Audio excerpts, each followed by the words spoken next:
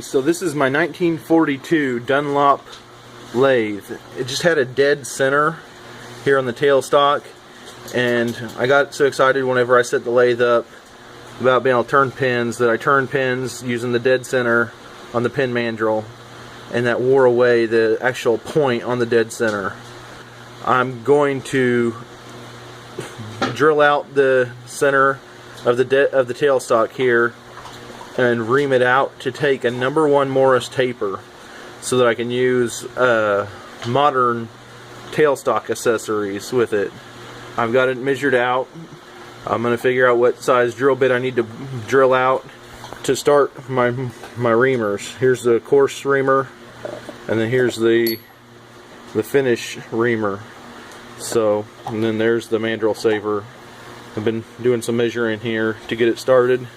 I have a drill chuck here on the drive side. I'm going to use that to drill out dead center down the center of that tailstock. I'll lock the tailstock in place and then use the screw to advance it into the drill bit, and then I'll be using I'll ream it out to take the No.1 Morse taper.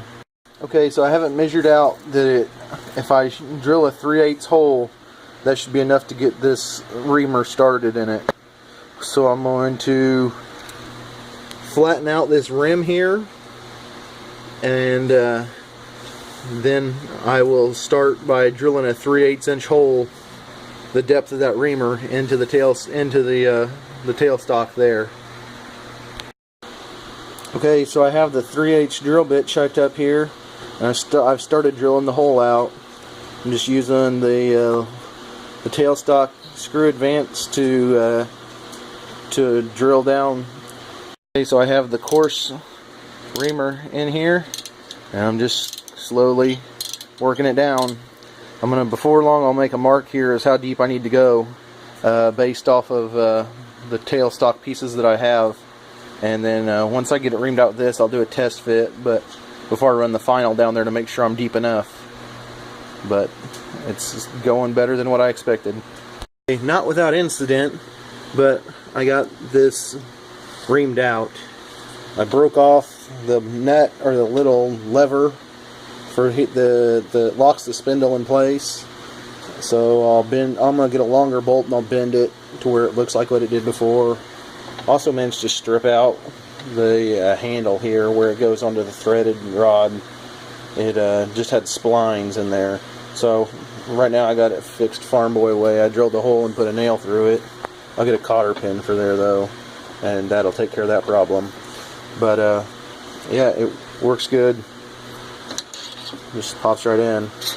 I didn't do a knockout hole for it because I'd have to take the spindle all the way out to be able to do that, to be able to have room to knock it out. But what I'm going to do, I'm going to cut me a block of wood that'll fit right here, and then I can just back that in and use that block of wood to push it out, to kind of press it back out. But so there's my live center, and then here's my mandrel saver for making ink pins. I'm going to make a pin later and see how it works out. It should be a whole lot better than that dead center and the couple other workarounds that I had came up with to do that. But so it didn't go too bad. It was a little frustrating when I broke that off and when I messed that up, but it's nothing that I can't fix, and it's not 100% dead center, but it's centered up as good as I could get it, and as good as what it was before.